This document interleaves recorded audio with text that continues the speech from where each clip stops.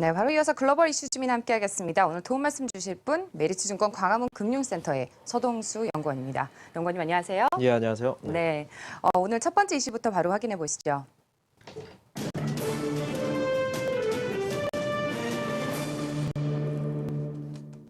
네, 미 연준 이사와 함께 또 연은 총재들이 다양한 또 좀 상반되는 의견을 내놨습니다. 오늘 이 문제에 대해서 좀 집중적으로 다루어 볼 텐데요.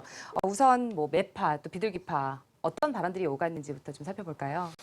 이제 뭐 그 앞서서 조금 일단 말씀을 드리면요. 이틀 전에 다우지수가 한 2% 넘은 하락을 했습니다. 어떻게 보면 최근 들어서는 그 정도의 하락을 보인 적은 단 한 번도 없었거든요. 오늘 이제 전일 이제 그 미국 증시가 한 60%, 한 70% 정도 되는 이제 반등을 다시 좀 보여주기는 했죠. 한 1%, 1.3%에서 네. 나스닥 지수는 좀 더 올랐었는데 국내 증시를 바라보게 되면 단순히 그 한 번 빠졌다가 올라가는 수준으로는 우린 느끼기는 상당히 좀 괴리감이 있고요. 그렇죠. 국내 증시 같은 경우는 상당히 지금 좀 거친 그 흐름들이 좀 많이 나오고 있는 상황입니다. 그래서 미국 증시가 물론 2% 빠지고 1.3% 다시 오르면서 아무 일 없는 것처럼 지나갈지 모르겠지만 그 최근에 그 낮았던 변동성을 한번 생각을 해본다고 한다면 그 미국 증시의 하락 어디에서 왔을까라는 것을 분명히 우리가 알아야 될 필요가 있을 것 같고요. 이런 문제점이 이번에 완벽히 해소가 되면서 반등을 했느냐. 네. 이러한 것들이 어떻게 보면 국내 증시로 이렇게 연결이 되는 부분들이 분명히 있다라고는 저는 생각이 듭니다. 그렇기 때문에 좀 이틀 전 이야기이기는 합니다만 그 뭐 시간을 돌려서요.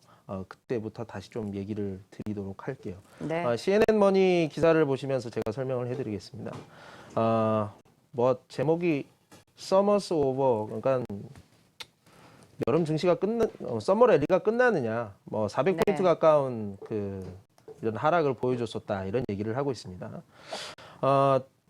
이렇게 많이 떨어졌는데 과연 도대체 이유가 뭘까라고 이렇게 얘기하는데 여기서 나와 있어요. 뭐 특별한 배드 뉴스가 거의 없다. 네. 그리고 뭐 최근 들어서 나왔던 이제 실적 발표에 나섰던 기업들의 실적들도 뭐 나빴던 것들도 별로 없었는데 과연 이런 하락을 보인 이유가 무엇일까? 네. 물론 굉장히 좀 많이 올라 있는 것도 사실인 것 같고요. 여기서는 언제든지 차익 실현 매물이 나올 수 있는 구간이라고 생각이 좀 들기는 하는데요. 네. 지금 Fear and Greed Index라는 부분, 그 CNN에서 나오는 네. 수치를 확인해 보면 수치를 네. 한번 확인해 보시죠.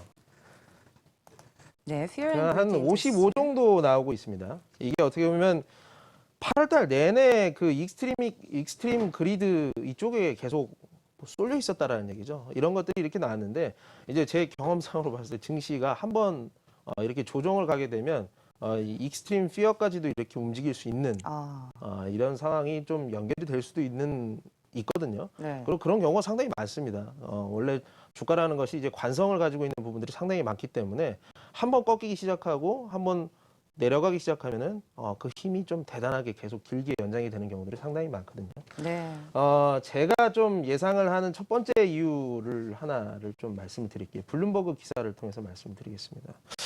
클린턴 민주당 대선 후보가 지금 그 건강 문제가 굉장히 좀 외부에 좀 뭐 폐렴이라고만 얘기를 하고 있는데 상당히 좀 동영상을 한번 보시게 되면 뭐 잠깐 보실까요? 여기 가운데 계시는 분이 클린턴 민주당 대선 네. 후보입니다.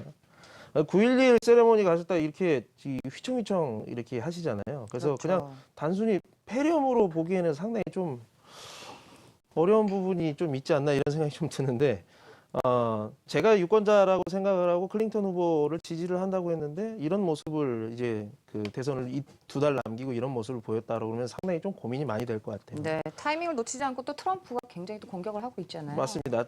또 저번 주에 이제 일반 유권자 대상으로 2% 트럼프 후보가 클린턴 후보를 앞서는 모습들을 좀 보여줬었기 때문에 네. 이러한 부분들은 금융시장의 저희 변동성을 수반할 수 있는 트리거가 될 가능성이 있다라고 저는 생각이 드는데 제목 자체가 마인, 그러니까 이 클린턴의 건강 문제가 시장의 지뢰가 될 수 있다라는 네. 부분들 이런 얘기를 하고 있습니다.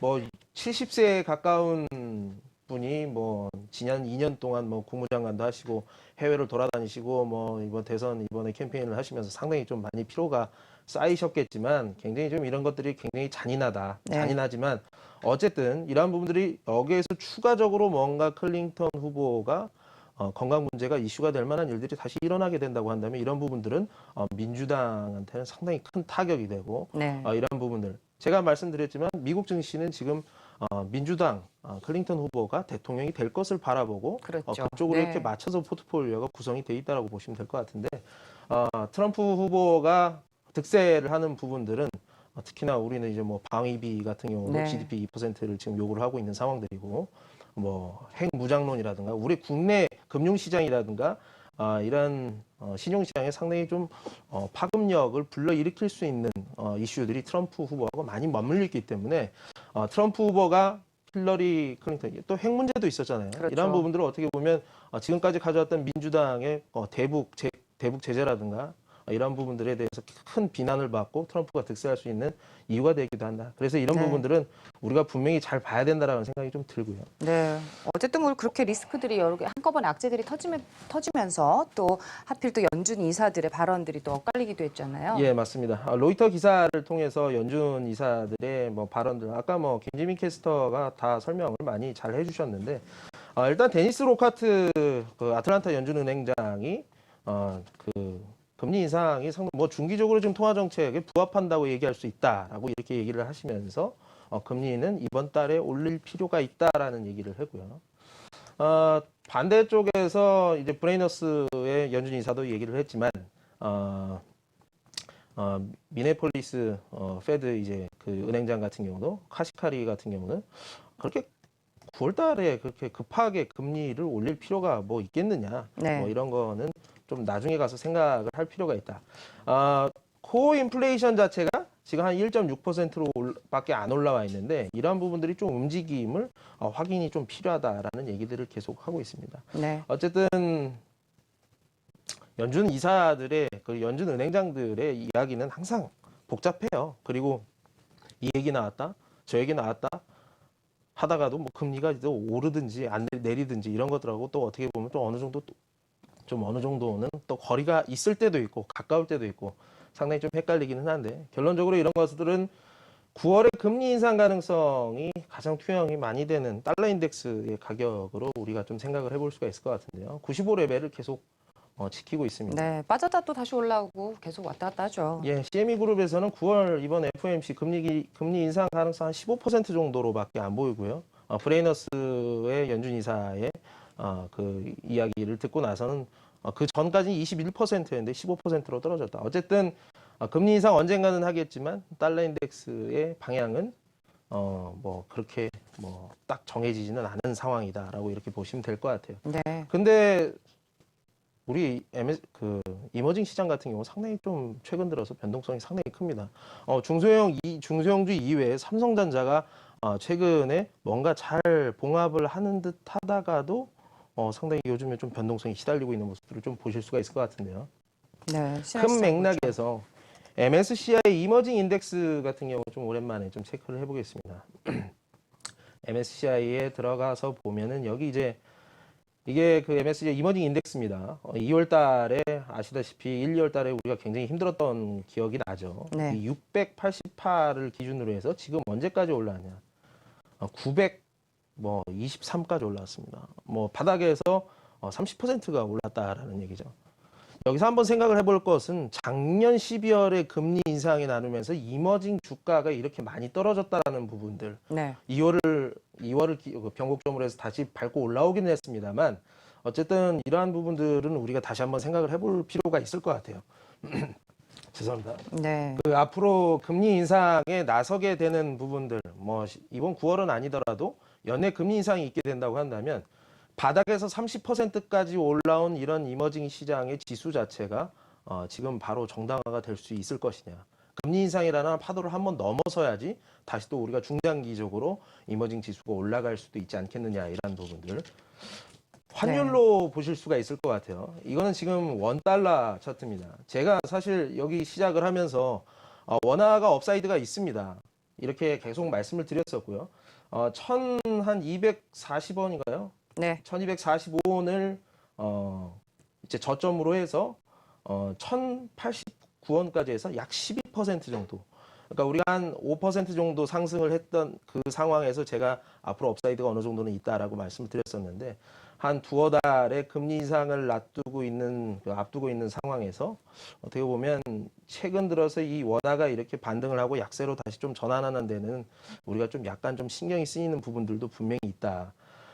금리 인상 9월 달에 하지는 않지만 이미 자금들은 연내 금리 인상이라는 부분들을 고려를 하면서 자금 시장의 인플로우 아웃플로우로 이렇게 전개가 되는 상황들이 계속 전개가 되고 있고요. 제가 비단 지금 원화만 가지고 이러는 게 아니고요. 헤아라라든가 남아프리카 뭐 랜드라든가 아니면 터키 유리라 그리고 네. 뭐 러시아 루블 이런 뭐 이머징 마켓의 주요 원자재 국가들의 통화 가치가 최근 들어서 60일 이동 평균선을 뚫고 올라서면서 추가적인 약세를 보이는 모습들을 좀 보여줬었거든요. 네. 이미 변곡점을 넘어서기 시작을 했습니다. 그렇기 때문에 지금 이번에 뭐 여러 가지 좀 파열음이 있었습니다만 이러한 부분들이 이머징 시장에 대한 선호도를 상당히 좀 꺾을 수도 있다. 우리가 지금 CME 그룹에서 나오는 금리 인상 가능성만 가지고 이머징 시장의 투자의 매력도를 가늠하기는 상당히 좀 어려운 수준으로 좀 다다랐다라는 생각이 좀 저는 개인적으로 많이 하고 있습니다. 네. 마지막으로 한 말씀 드릴게요. 마지막 기사. 우버 기즈모라는 이제 샌프란시스코에다 본사를 두고 있는 전자 제품들 관련된 이 유명한 블로그라고 하는데요.